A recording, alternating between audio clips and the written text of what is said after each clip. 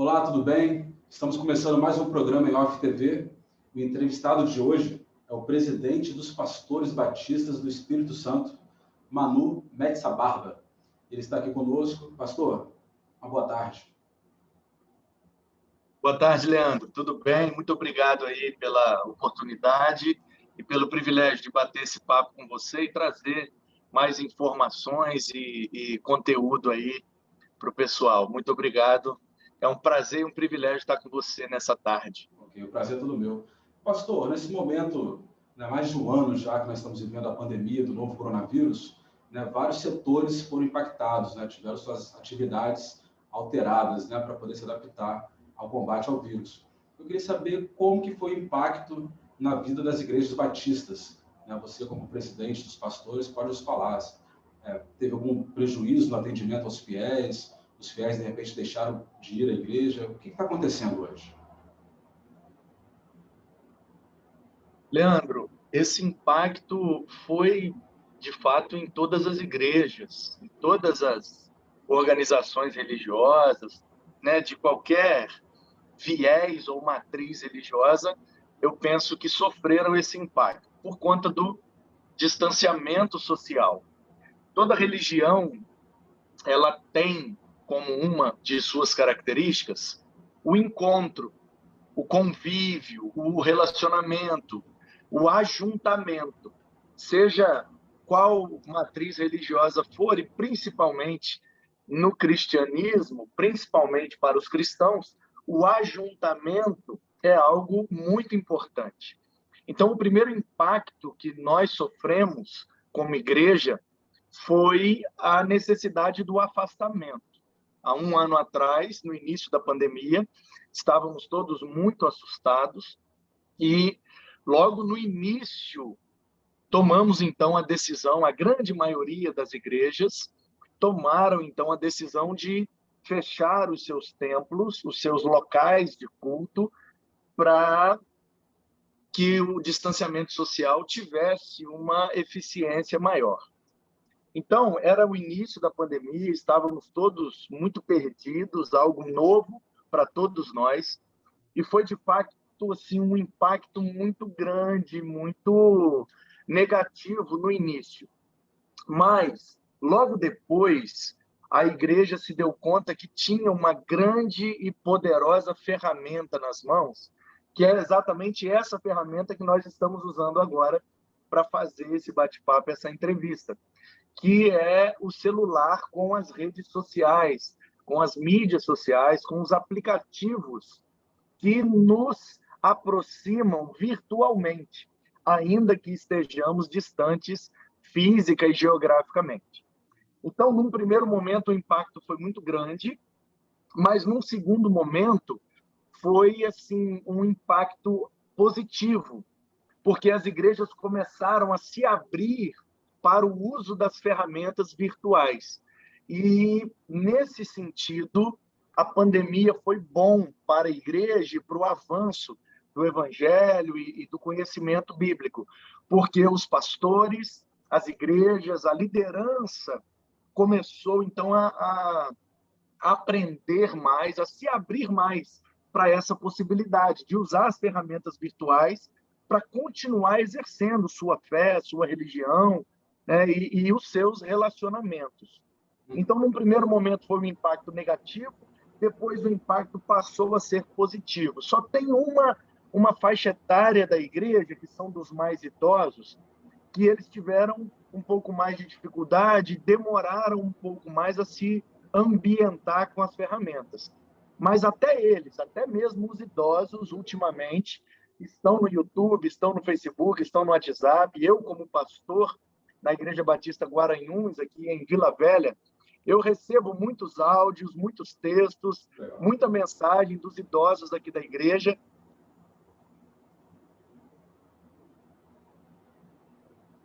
Eles dizendo, acompanhando os cultos, que estão ouvindo as mensagens. Então, assim, a gente tem a ferramenta na mão. Eu compartilho textos, compartilho áudios, compartilho vídeos pelo WhatsApp, publico vídeos no YouTube, no Facebook. A igreja tem as transmissões dos cultos online também no YouTube, no Facebook.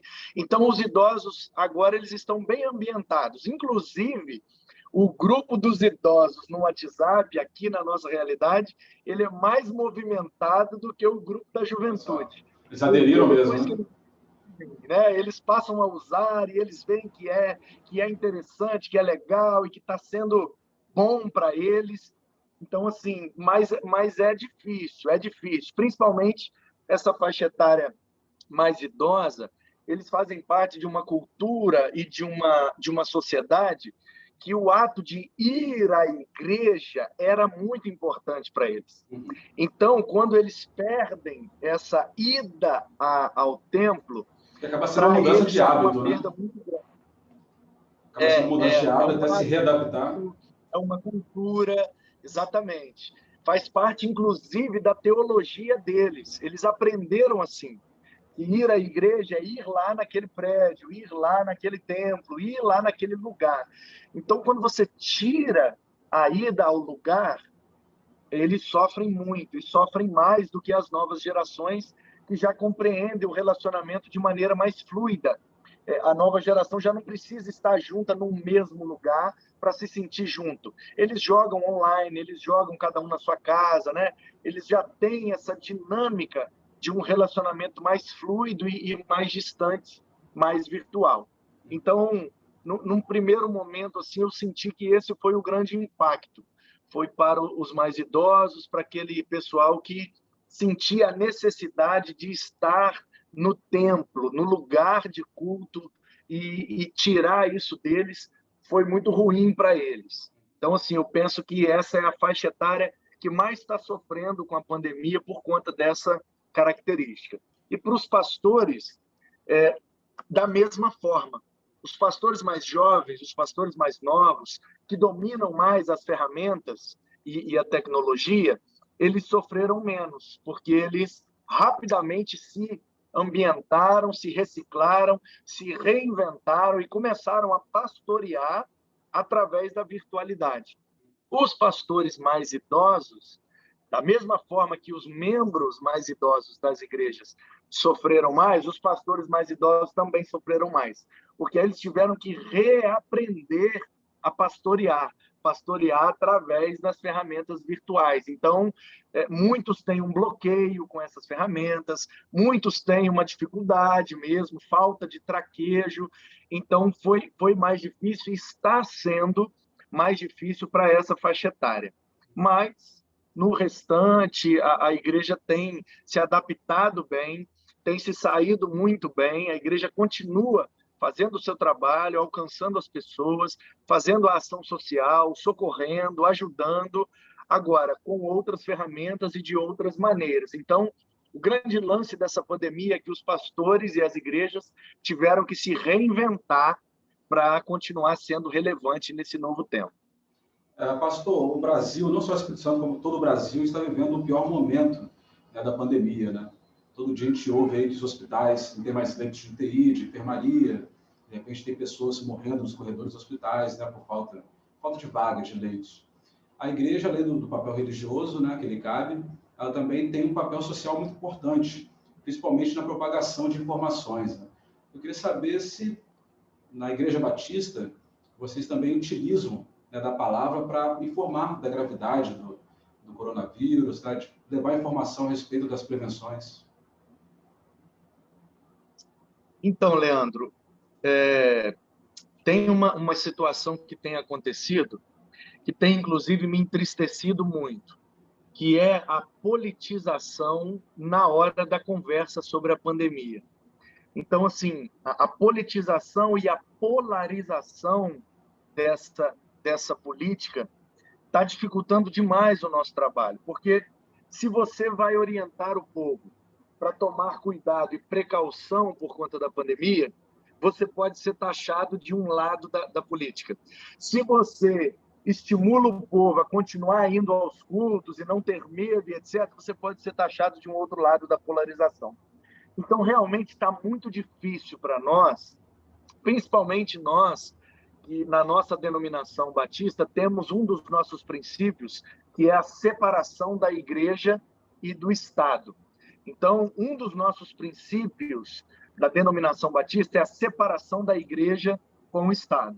Então, o Estado tem o papel dele, é importante, e tem as suas atribuições, e a igreja, caminhando paralela ao Estado, mas nunca junto a ele, tem também o seu papel, a sua importância e as suas atribuições na sociedade.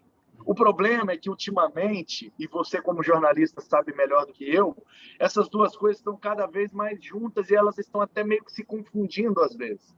Então, eu fico muito triste com isso e fico, assim, em algumas situações, de mãos atadas, porque a gente está com medo até de se posicionar em algumas opiniões, porque você pode receber um selo e ser taxado de um polo ou de outro. E eu, particularmente, não gosto de política, não converso, não discuto, não estudo, não entendo muita coisa. É um assunto que, de fato, não me atrai.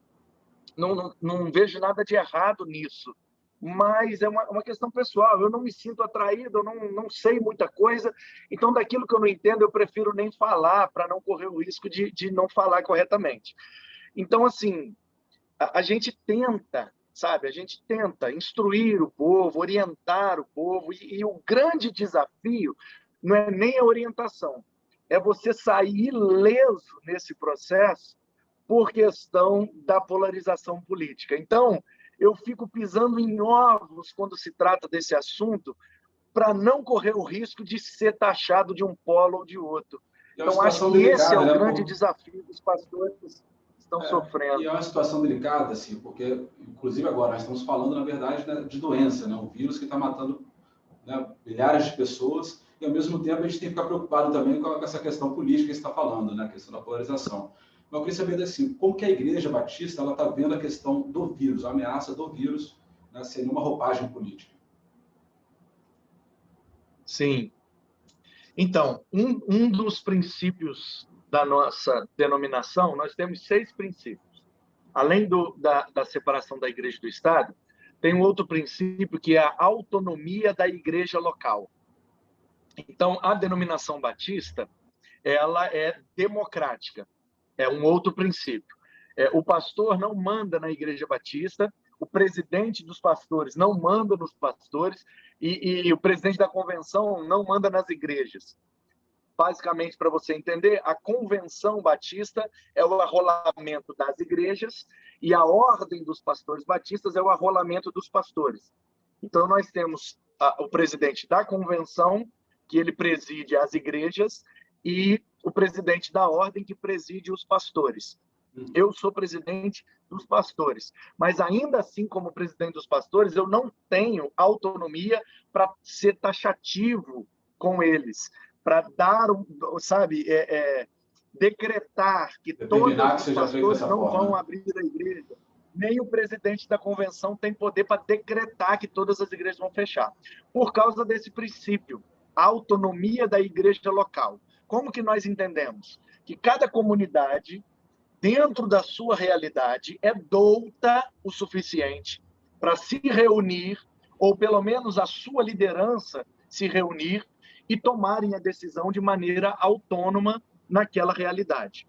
Então, nós, como liderança da denominação, a gente sugeriu e orientou que as igrejas conversassem sobre o assunto, levassem em consideração o momento atual que estamos vivendo e que deliberassem priorizando as vidas e a proteção das pessoas.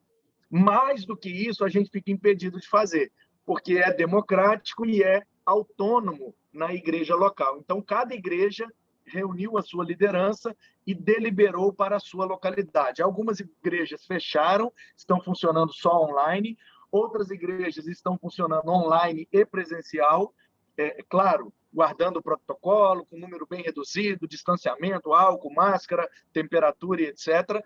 E outras igrejas, por não terem condições, estão funcionando só no formato presencial, porque não tem estrutura para transmissão online. Então, assim, a nossa orientação é, na medida do possível, façam somente online. né, caso a igreja decida fazer presencial, que se resguardem os protocolos, o distanciamento, que os pastores não estimulem a membresia, principalmente os do grupo de risco, a irem à igreja, né? A gente deu uma série de orientações e sugestões, mas a igreja local ela tem autonomia para decidir o que vai fazer. Mas, graças a Deus e ao bom senso, a maioria dos pastores e das igrejas tem ouvido as sugestões, as recomendações, o número nos cultos tem sido muito reduzido ou quase nada, e o povo está bem consciente e fazendo a sua parte, né, para contribuir para a melhoria aí desse momento. Eu vi ontem que passaram de 70 mortos no Espírito Santo e passaram de 3.000 mortos no Brasil. Então, eu acho, pelo que eu tenho acompanhado, que é um recorde, tanto no Brasil quanto no Espírito Santo. Nós tivemos essa semana recorde de mortalidade. Então, o momento é delicado, o momento é complicado, complexo, e a gente precisa tomar o maior cuidado possível. É assim que a gente tem estimulado a nossa denominação e toda a igreja de maneira geral. Certo. Pastor Manu, para a gente encerrar a entrevista, eu gostaria que você deixasse aí, né, o endereço virtual, né, para as pessoas que ainda não conhecem, que possam assistir os cultos da Igreja Batista. Bom, a nossa igreja aqui em Vila Velha, ela tem um trabalho virtual muito bom, muito forte. Já há 5 anos nós temos o canal no YouTube e vimos trabalhando ao longo desse tempo. Então, com a chegada da pandemia, nós, aqui na Igreja Batista Guaranhuns, nós não sofremos muito, porque a gente já estava na dinâmica da virtualidade. Então, nós estamos no YouTube, é só colocar Igreja Batista Guaranhuns, Vila Velha, ou digitar o meu nome, Pastor Manu Mesa Barba, e você vai encontrar aí vários vídeos no YouTube, vai encontrar o canal da nossa igreja. Também tem o canal da nossa convenção, é só colocar Convenção Batista do Espírito Santo.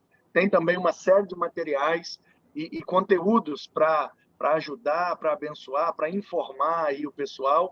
E se você colocar Igreja Batista na localidade onde você está, coloque Igreja Batista e coloque a sua cidade. Onde você estiver, tem uma Igreja Batista. Nós temos hoje o privilégio de termos igrejas em todos os municípios do estado do Espírito Santo.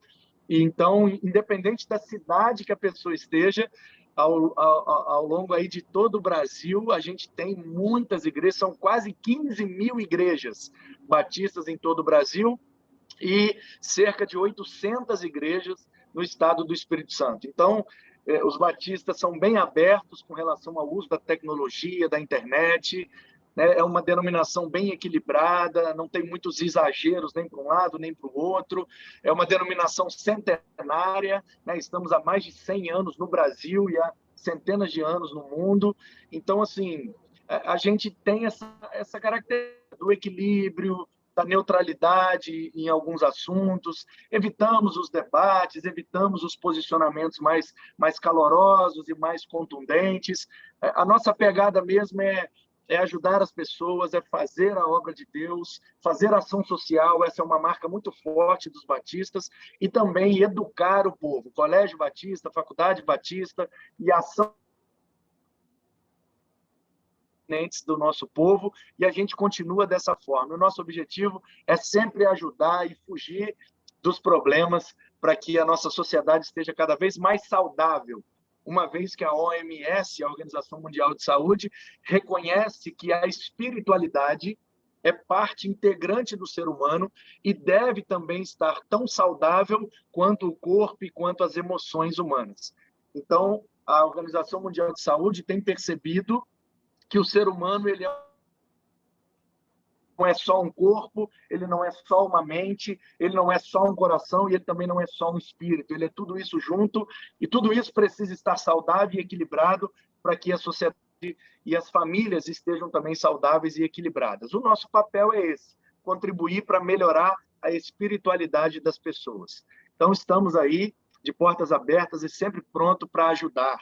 Esse é um privilégio que nós temos e agradecemos muito por fazer isso e contribuir com a nossa sociedade. Eu conversei agora, né, com o presidente dos pastores batistas do Espírito Santo, Manu Mesa Barba. Pastor, muito obrigado pela entrevista. Espero que a gente se reencontre aqui para uma outra pauta. Tamo junto, Leandro. Eu que agradeço, foi um privilégio estar com você, que Deus abençoe você, o seu trabalho, e que muita gente seja informada e conscientizada nesse momento que estamos, que Deus nos abençoe para melhorar a nossa situação. Ok, muito obrigado.